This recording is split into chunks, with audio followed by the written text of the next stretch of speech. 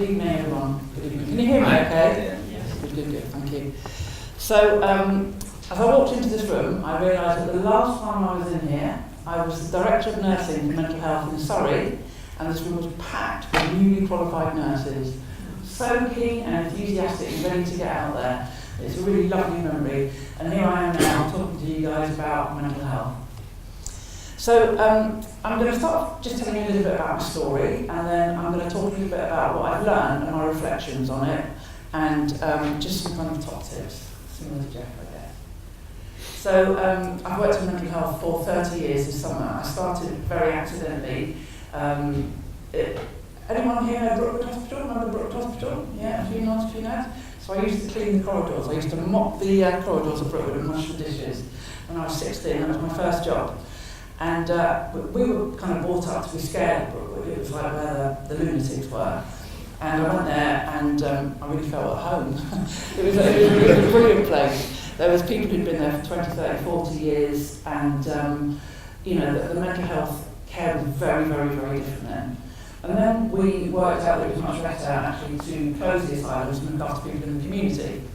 So I went from healthcare assistant to cleaner, healthcare assistant, student nurse, staff nurse. I was matron at Farnham Road Hospital, and just kept kind of getting accidentally sort of promoted. Worked in the independent sector, so I was a hospital director for Priory, and then came back here as director of nursing.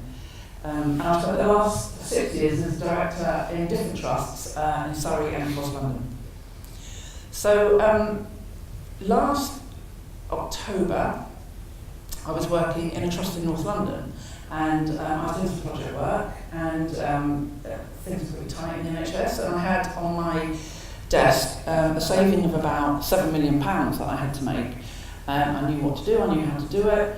I was enthusiastic to do it, and a lot of it was about improvement, which is what I'm really passionate about. So, talking about my career, I spent the first 15 years working as a clinician, so working as a nurse, and working in A&E here at Royal Surrey on the crisis team, working as a community psychiatric nurse. So I had a lot of first-hand experience working with people with mental health problems. I then went through as a manager and as a director to more strategic level, looking at what we're doing, how we're doing it, where we're spending our money. So I kind of, by last year, I really thought I knew everything about mental health. I really did. And I'd had a couple of mild to moderate episodes of depression previously. A couple were very mild. One sort of bereavement after losing my dad was pretty horrible. But it was more than sad, but it was nothing like what happened last year. So I had a meeting with my boss, and the meeting went really well. We were talking about work, and I was delivering on target, and all the teams were motivated, and we had all this quality improvement stuff going on, and it was really going well. And right at the end of the session, I said, we were talking about leave, and I said, is it okay if I take a couple of weeks off over Christmas? And my eyes felt hot. And she kind of noticed and looked at me, and I said, is it okay if I take some time off over Christmas? And a little tear trickled down my face. Now, I'm very British. I'm very kind of white middle class. Sorry, you don't cry in public, and you don't cry in front of your boss. I was mortified. What she could have done is sign my leave card and give it to me and get me out of the room. But what she said is, "What's the matter, Mandy?" And I kind of reflected and thought, and we had a bit of a chat. And she was absolutely brilliant. She was absolutely fantastic. And I went home that night and I did something called the Beck's Depression Inventory, which I've done hundreds, thousands of times with other people. And I saw it and I went, oh my God, I'm moderately depressed. It's 22 questions about sleep, appetite, how you're feeling, and that sort of stuff. I went from being moderately depressed. Very, very quickly, I got ill, and I went to see a private psychiatrist who I'd seen a couple of years before for the depression. And we talked about getting some therapy, and she gave me some antidepressants. And I went to see her the following week, and I'd gone from being moderately depressed to severely depressed and actively suicidal. And this had come out of nowhere. And she said to me, and I can really remember it, she said, I was talking about my suicidal thoughts, and it's a very difficult conversation to have. I've had it as a clinician, and it's very, very difficult. And she said, Mandy, how do you think your family would feel if you killed yourself? And I said, well, they'd be sad, but they'd get over it. And afterwards she told me that's when the alarm bells rang in her head. And what I'd done is what people with severe depression do, is they minimise it and push it away. And she said, every day for the rest of their lives, your family will be devastated and so sad. And I can remember just shrugging and looking out the window. I just didn't care. That was on a Thursday. I got a lot iller over the weekend. Monday morning, and I want to read this text actually. Monday morning, I woke up and I'm still functioning very well at work, and I shower in the morning and I put my suit on. And I sent this, my best friends were very, very supportive, and we were talking about how I was. And I said, well, thanks girls. I'll go into work this morning and I'll see how I feel. I really prefer being at work, putting on a brave face and keeping so busy, but I'll see how I feel. Thank you for your support. That was at 7:39. So I went to work, we had the executive meeting and I presented a paper, my PA was looking after me, everything was fine. And I had to go after work and drive up to near the M25. And I walked into the car park and this vortex appeared in front of me. And I shattered. The only way I can explain it is I shattered like a Tom and Jerry cartoon, when they kind of dropped to the floor. And I just thought that there's nothing left inside me. I know that I'm going to kill myself. And I know risk assessments really well, and I'm doing all this on myself, monitoring my own risk. So I phoned the crisis response team, and they said, look, you do need to come into hospital, pack a overnight bag and come and see us. And I went to Homerton Hospital, I live in Hackney, and I spent the next 3 months in hospital. And I got iller than I ever thought was possible. I really thought I knew about mental health until I had mental illness myself.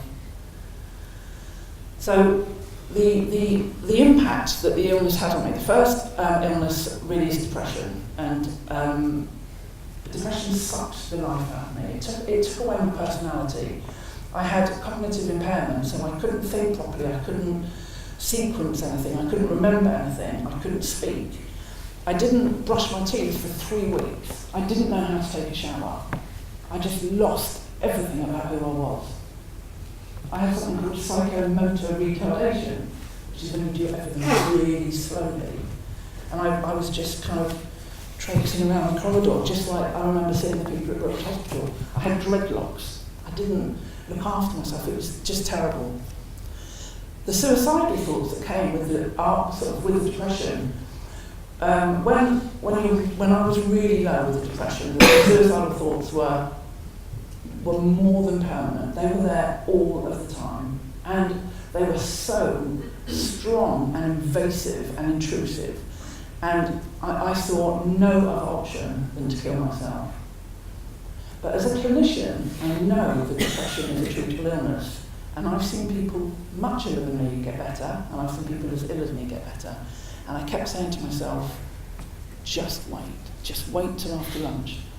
Wait till you have a sleep this afternoon. Wait till tomorrow. Just wait. And I kept just waiting. And it's not like every hour was difficult. Every second was difficult. I knew what I was going to do. I planned how I was going to kill myself. I knew everything about it. And it was such a struggle to stay alive. So when I look back onto my career and I think about people that I've worked with who very sadly taken their own lives, or people that, when I've been a director, when I've read the analysis after the suicide, and I just think, I know how that person felt. Like there was no option. But for me, it was the hope that I was going to get better, and the knowledge that I was going to get better. So it was very frightening, and it was also incredibly difficult for my family. So seeing somebody who is, I'm happy, cheerful, I'm confident, competent, I'm just so normal. Seeing me lying there, I know that I must have smelled because I wasn't bathing. I had dreadlocks, crying and crying and crying, and they knew that I wanted to kill myself. And it was just awful. They kind of didn't know what to say to me. It was such a difficult time. After the depression, sort of around this sort of time, I started getting some free-floating anxiety. So, I'm not an anxious person, so I just couldn't cope with it. I never get anxious about anything. So I've taught anxiety management classes, and I've worked with people who've got anxiety. So textbook, I know everything. But not when it happens to me. I'm like, why am I wasting all this emotional energy thinking about things that are never going to happen? But every thought was like, well, what if I do this and if that happens, and I'll do that, and then tomorrow, and then thinking about everything. And it was just absolutely right here. So, contrary to your experience about, Jeff, when you had your first panic attack, my first panic attack was in a taxi in Hackney. I don't know if you've ever been to Hackney. I was driving out, I was coming out of hospital. It was my first trip home on my own, and I'd been in hospital for 8 weeks or something like that, and I was getting better. It was a good day. I had chosen to go home for the first time. A nurse had taken me home a few days previously. We'd done a risk assessment, and I knew exactly what I was doing, and I was doing well. And this was part of my recovery plan, and I wanted to go home. So I got into the taxi and we pulled out of the hospital. I can remember it so clearly. We pulled out of the hospital, we went round the corner, and what I didn't know is my body just released a massive amount of adrenaline into my system. And people experience adrenaline in different ways. What happened to me is called a sense of impending doom. Now, I have said that statement so many times with patients. And I said, oh yes, that gives you a sense of impending doom, and then the next day. So whenever I think about the sense of impending doom now, I actually thought that the taxi driver was going to drive off a cliff in Hackney. I thought that World War III or a volcano it wasn't just a small accident, it was something massive. And I just felt this overwhelming, and I wanted to grab him by the shoulders and say, take me back, take me back. I was petrified, and I went, oh my God, I'm having a panic attack. So I knew what was going on.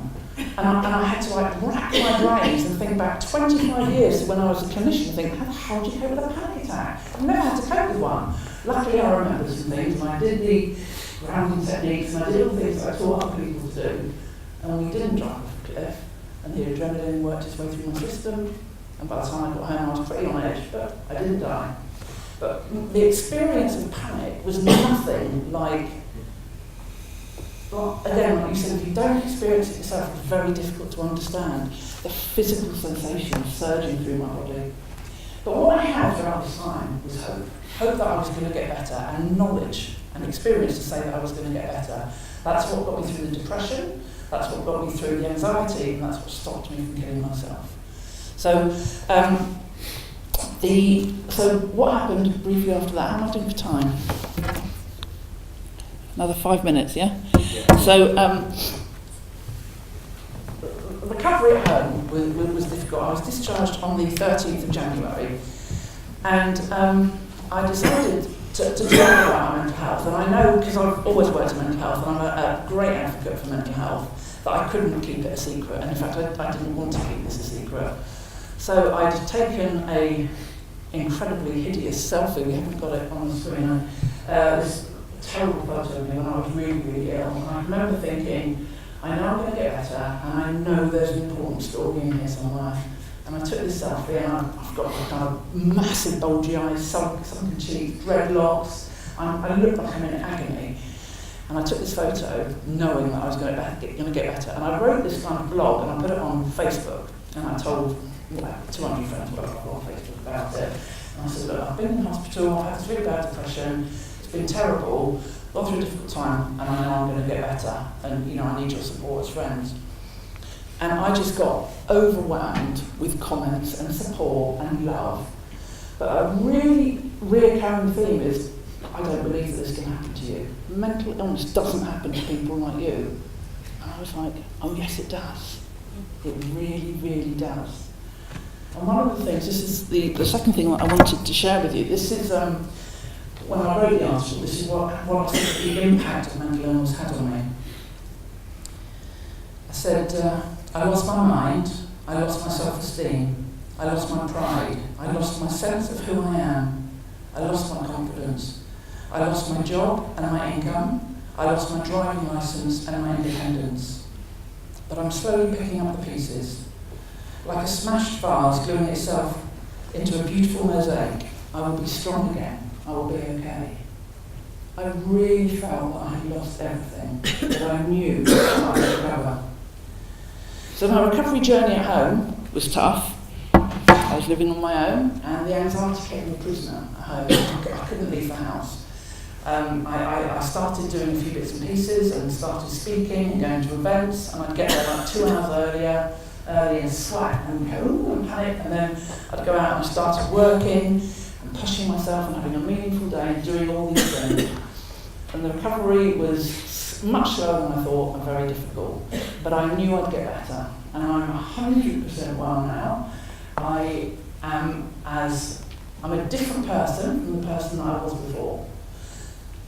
So the kind of key learning that I wanted to share with you from my experience, the first is, for my recovery, is taking a holistic approach. So I'm a nurse, I have not missed a single dose of my medication. When I was in hospital, I was on loads of different things, loads and loads and loads, and now I'm just on some antidepressants, and I know myself, when you have depression, you wait until 6 months after the depression is gone, and then you start tailing off. So that's fine. But you don't just focus on the medication, so you need to look at your spiritual side, your emotional side, your relationship, everything else. So it's not just about visiting a GP. Self-compassion. So this is a time when I cried the loudest I have ever cried in my life. I went to a mindfulness for self-compassion evening class with the charity Mind. And I was doing well, I was recovering. And what we have to do is think 3 phrases and say them over and over to ourselves for 10 minutes. You put your hands on your heart and you say the 3 phrases. And I chose, I love you, Mandy.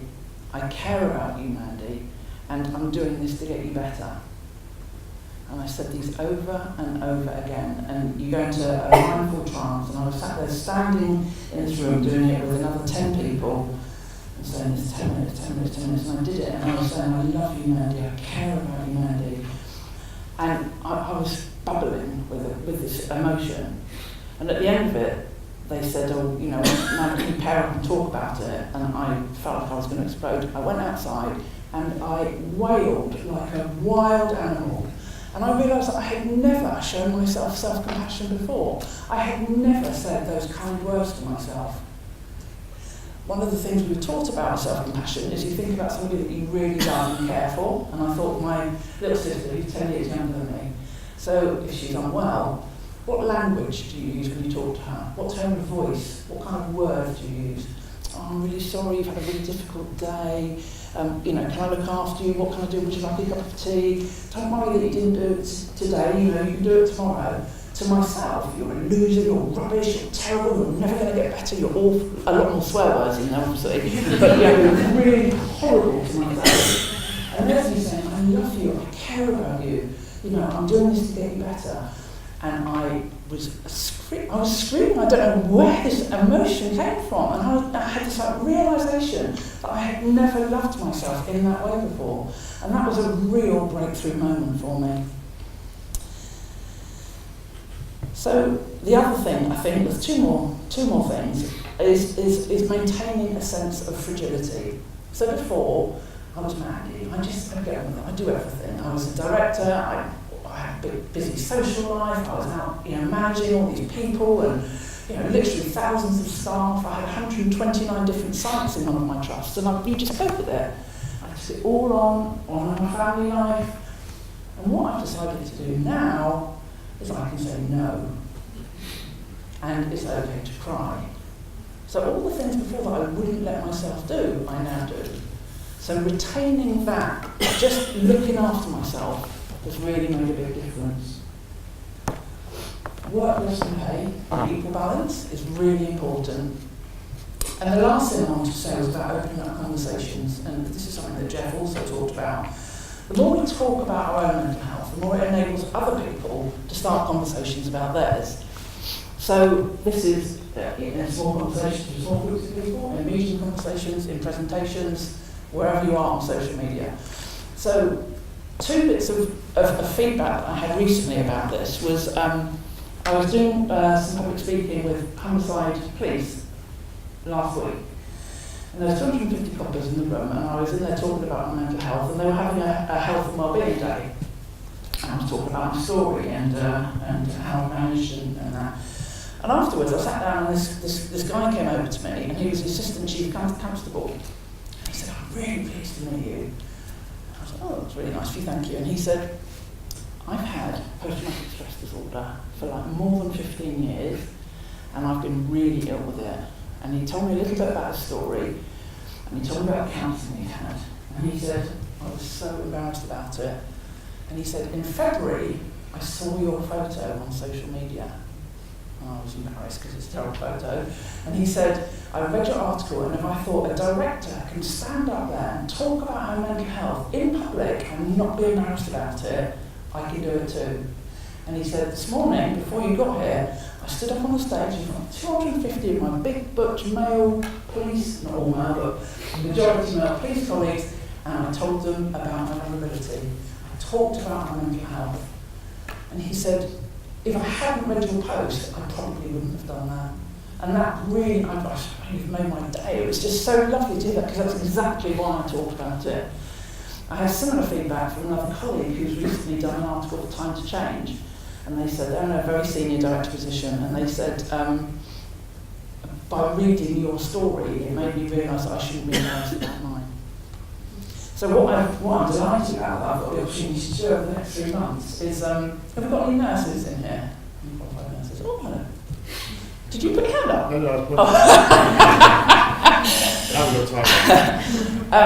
So we've got a chief nurse, and she's in charge of the nurses, and every year we have a CNO, Chief Nursing Officer Summit. But before that, we have 4 area meetings where every single director of nursing in the UK goes. So every director of nursing from every acute hospital, every director of nursing from the Mental Health Trust, from the commissioning groups, from the community services, every director of nursing. And I've managed to get myself and mental health on the agenda for every single one of those 4 meetings. And I am so pleased about it. Because at these meetings, it's all about very, very important things: pressure area care, musculoskeletal disorder, cancer, A&E waiting times, and mental health, which is over there somewhere, isn't talked about. And I'm going to be standing up there to the nurses and saying, look after yourself, look after our professions, and consider mental health in everything we do. So thank you very much for listening.